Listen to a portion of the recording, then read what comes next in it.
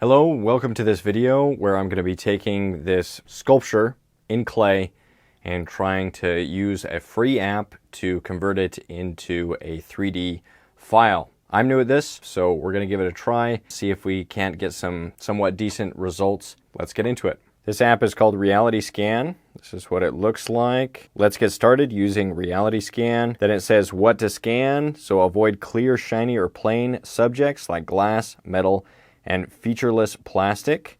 So it has some examples. So normally it would have you walk around whatever you're capturing the image of. You do that from one angle, and then from above, then from below. I'm gonna see if it'll work just if I have a turntable. I just use the turntable to turn the sculpture around, because then I don't have to move and it seems like an easier way of going about it. I don't know if that'll work. I don't know if the sensors will be thrown off or anything. We're gonna give it a try.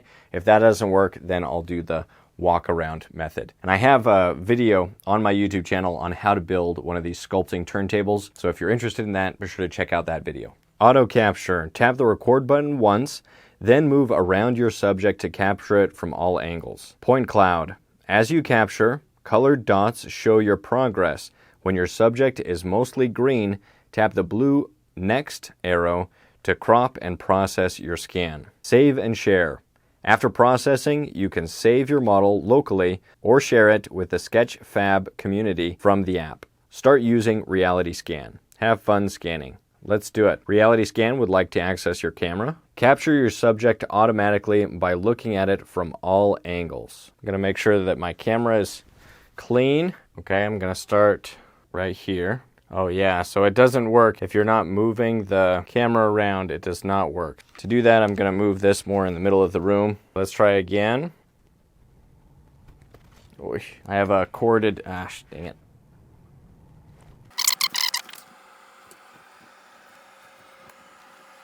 So I guess you have to push stop if you're going crazy, so you don't take a bunch of images of all around. Okay, that was terrible. If that turns out, I'll be very impressed. I did a terrible job of doing that. Oh yeah, you can kind of see it on the table. I'm going to crop out the room so it's just the table. You have more than 20% of unconnected images in your scan. Parts of your model might be missing. In the final result, it's recommended that you fix those before processing. I'm going to process anyway. We're going to see what it looks like, and then I'll try to do a better scan, and we'll see if it goes any better this second time.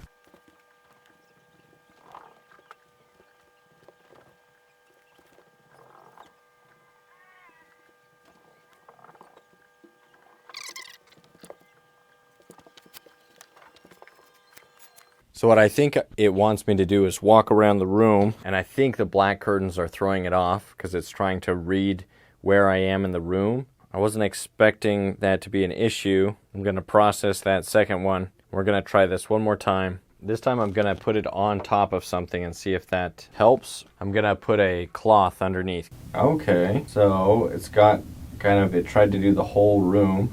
Let's see. I'm zooming into the sculpture. And you know, it's got some of the sculpture. I see some details of the sculpture in place, but it got like it did the whole room. I thought I put it, oh look, there's a drawing that I was doing. It actually got a pretty good view of that, the texture of the drawing that I did during one of my live streams that I've been trying to keep up with. Maybe having this cloth will help.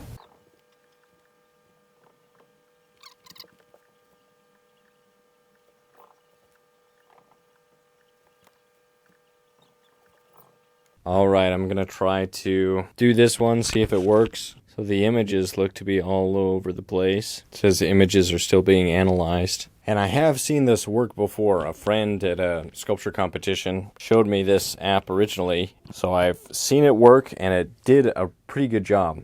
Portraits, life-size busts. He'd done it. He'd had some experience doing it several times. So maybe there's a little bit of a learning curve that comes with figuring this out. We're going to see if we can't get at least one good scan. Some of the scans had some good details of the room around me, but that's not really what I'm looking for. Okay, so this is what it's looking like right now. Still says it's analyzing images. Okay, so here I'm seeing the whole room. Let me see if I can crop in. Look at the sculpture. Oh, yeah. Okay, so this is looking more promising. So this one I see a lot of like spots where it said this is where the sculpture is.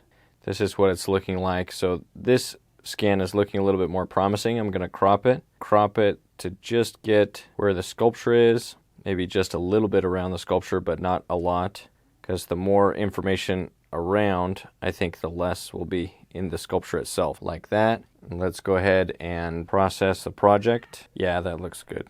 So this one's going to be number 3, or actually number 4. We'll just call it Bodybuilder 4. It says it's processing, and there were 77 images with that one.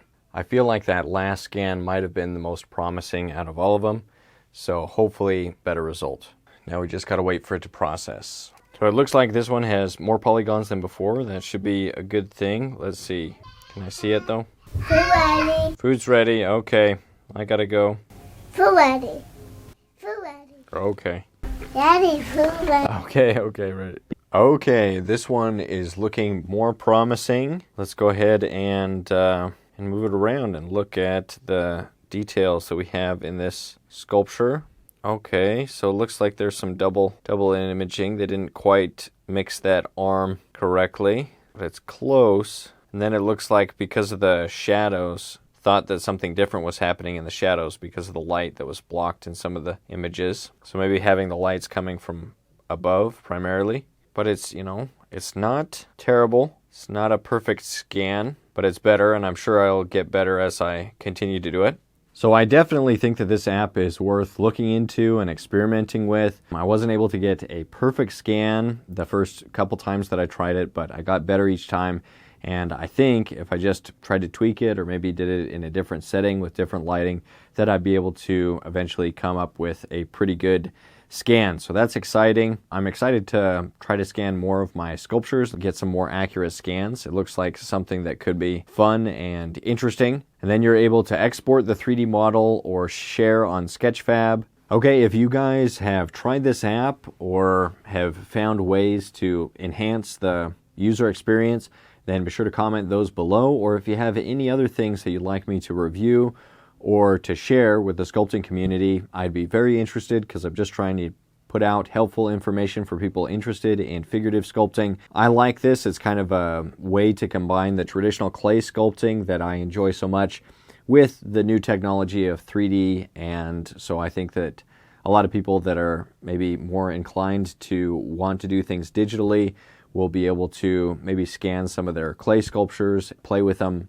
using 3D programs, and maybe work out some of the issues they've had working in actual traditional clay. And then with 3D scanners, you can also reverse the process and print it out again and then use clay over top of that. And so it's kind of fun to think about the technology and what we can do these days. If you're interested in learning the process of traditional clay sculpting, I hope that you'll join my online sculpting courses. I recommend starting with the Figure Sculpting Fundamentals course over at proko.com/sculpture, kind of a foundational course, everything I wish I knew when I started sculpting people. Then there's the more advanced courses, the Portrait Sculpting course at proko.com/portraitsculpt. This dives a little bit deeper into the features and anatomy and the fat pads and all of that good stuff. And then there's also a hand sculpting course at proko.com/handsculpt if you struggle with the hands, just like almost everybody. And as always, stay creative, stay productive, and hopefully I'll see you again soon in another video.